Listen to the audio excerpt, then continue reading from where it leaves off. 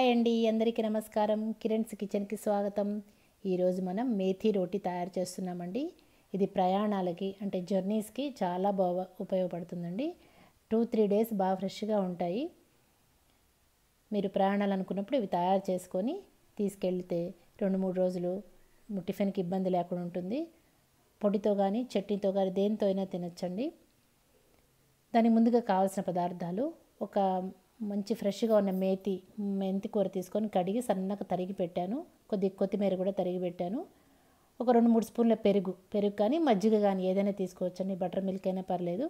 దీనికి నేను 1.5 కప్పు గోధుమ పిండి, ఒక 3-4 స్పూన్స్ బేసన్ అంటే మన శనగపిండి, 1 స్పూన్లు నువ్వులు, 1 స్పూను జీలకర్ర పొడి, 1 స్పూన్ వచ్చేసి కారం. మామూలు కారం తీసుకున్నానండి. ఇంకా కారం వద్దనుకునే వాళ్ళు తక్కువ వేసుకోవచ్చు, లేదా పచ్చిమిరపకాయలు కూడా సన్నగా తరిగి వేసుకోవచ్చు. 1 స్పూన్ పసుపు, రుచికి ఉప్పు. ఇంతేనండి. వీటన్నిటితో కలిపి మసాలా మెథీ రోటీ తయారు చేసి పెట్టుకుంటే మీకు ప్రయాణాల్లో 2-3 రోజులు ఉంటుంది. ఇంట్లో కూడా 2 రోజులు కావాలనుకున్నప్పుడు చేసి పెట్టేసుకుంటే 2-3 రోజులు వాడుకోవచ్చండి. నేను ఇంగ్రీడియంట్స్ అన్నీ డిస్క్రిప్షన్ బాక్స్లో కూడా ఇస్తాను, చూడండి. ముందుగా ఒక ఖాళీ బౌల్ తీసుకొని దాంట్లో 1.5 కప్పు అంటే 15 స్పూన్స్ మల్టీగ్రెయిన్ ఆటా తీసుకున్నాను. ఒక 3 స్పూన్స్ బేసన్ అంటే మన శనగపిండి వేసాను.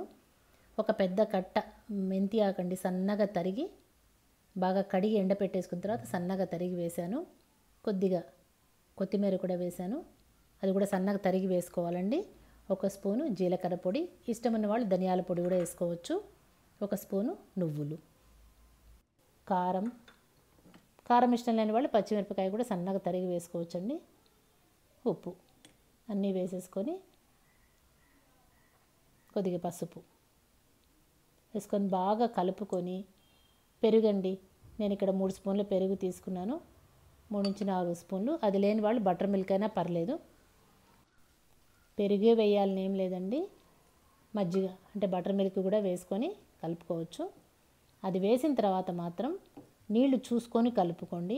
నీళ్లు పెద్ద పట్టవు, ఎందుకంటే ఆకులో ఉన్న నీరు మన పెరుగులో నీరు ఉంటుంది కదా, అందుకని చాలా కొద్దిగా పడతాయి. ఒక 2-3 స్పూన్ల నీళ్లు పడతాయి అంతే. వేసుకొని బాగా గట్టిగా కలుపుకోవాలండి. నీరు ఒక 2-3 స్పూన్లే వేసుకోండి. ఇవి గోరువెచ్చటి నీళ్ళు వేస్తే కూడా ఇంకా చాలా బాగుంటుంది, మెత్తగా ఉంటాయి. ఎందుకంటే మనం 2-3 రోజులు నిల్వ పెట్టుకుంటున్నాం కదా, అందుకని గోరువెచ్చటి నీళ్ళు వేస్తే కూడా వాసన రాకుండా చపాతీలు చాలా బాగుంటాయండి. బాగా గట్టిగా కలిపేసేసుకొని పైనుంచి ఒక 2 స్పూన్ల నూనె వేసి బాగా మూత పెట్టి ఒక 10-15 నిమిషాల పాటు వదిలేద్దామండి. కొత్తగా మన ఛానల్ ఎవరన్నా చూస్తుంటే సబ్స్క్రైబ్ చేసుకోండి, లైక్ చేయండి, షేర్ చేయండి. పక్కనే ఉన్న బెల్ ఐకాన్ క్లిక్ చేస్తే నేను కొత్త వీడియో పెట్టగానే మీకు నోటిఫికేషన్స్ వస్తాయండి. చూసారా, అలా బాగా కలిసిపోయింది. మరి ఎక్కువ నీళ్లు పోసి జోరుగా చేయొద్దండి, కొద్దిగా గట్టిగానే ఉండనండి. మనం ఒత్తేటప్పటికి ఆకు ఇంకా నీరు వదిలి పల్చగా అయిపోతుంది, అందుకని కొద్దిగా గట్టిగానే కలుపుకోండి.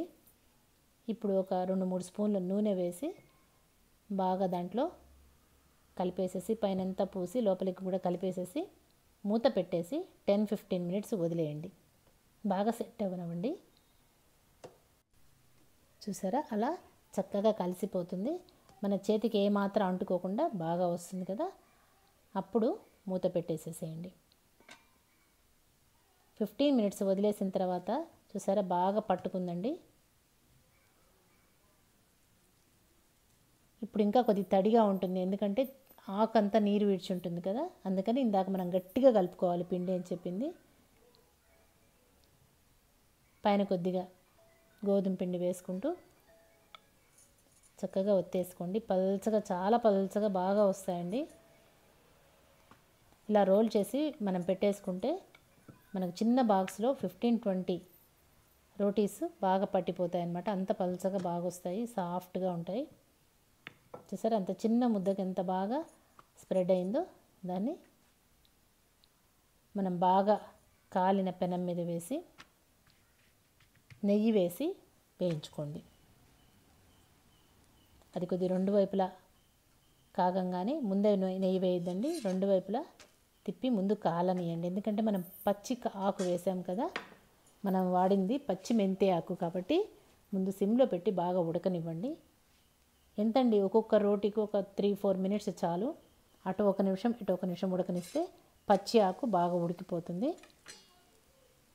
ఇప్పుడు పైన అటు ఇటుగా కొద్ది కొద్దిగా నెయ్యి రాసుకొని రోల్ చేసేసి పెట్టేసుకోవడమేనండి. ఒక్క నిమిషం చల్లారించి బాక్స్లో పెట్టుకోండి, వెంటనే పెట్టుకోవద్దు. చూసారా, బాగా ఎర్రగా అటు ఇటు బాగా కాలింది. ఇప్పుడు ఆకు ఉడికిపోయి ఉంటుందన్నమాట బాగా. పిల్లలతో జర్నీ చేసేటప్పుడు 2-3 రోజులు ఎక్కడికన్నా బయట హోటల్స్ లేని చోటుకి వెళ్ళేటప్పుడు ఇలాంటివి చేసి తీసుకెళ్తానండి. బాగా యూజ్ అవుతుంది. అక్కడెక్కడన్నా పెరుగు తీసుకుంటే పిల్లలకు పెట్టడం కూడా ఈజీ, ఎందుకంటే చాలా మెత్తగా ఉంటాయి కదా. దీంతో ఫస్ట్ డేకి అయితే కర్రీ తీసుకెళ్తాము, తర్వాత కూర ఉండదు కదా, పొడి కానీ అలాంటివి ఏమన్నా మన నిల్వ ఉండే పొళ్ళు చాలా ఉన్నాయి కదా, అవన్నీ కొద్దిగా పెట్టేసుకొని అక్కడ ఎక్కడన్నా కర్డ్ తీసుకొని పిల్లలకి పెట్టేసుకునేది చాలా ఈజీ అయిపోతుంది. బయట మ్యాక్సిమం చిన్నపిల్లలుగా ఉన్నప్పుడు బయట తినిపించలేము కదా, అనారోగ్యాలు అవుతాయని. అలా జర్నీలో ఇవి చాలా బాగా ఉపయోగపడతాయండి. అలా కూడా ఆకులుగా ఉంటే పిల్లలు తినరు అనుకున్నప్పుడు దాన్ని మిక్సీకి వేసేసి ఒక్క నిమిషం అలా వేయించి దాంట్లో గోధుమ పిండి వేసి కూడా కలుపుకోవచ్చు. లేదా కొద్దిగా లైట్గా ఆకుని ఉడికిచ్చేసేసి స్మాష్ చేసేసి దాంట్లో గోధుమ పిండి వేసుకొని కూడా వేసుకోవచ్చు. చాలామంది మిక్సీకి వేసి కూడా చేసుకుంటారు. పేస్ట్ లాగా చేసేసి దాంట్లో పిండి కలుపుకొని రోటీ చేసుకోవచ్చండి. ఎలాగైనా మీ ఇష్టం. చాలా బాగుంటాయి, ట్రై చేయండి. నా కమెంట్ బాక్స్లో కామెంట్ చేయండి. Thank you.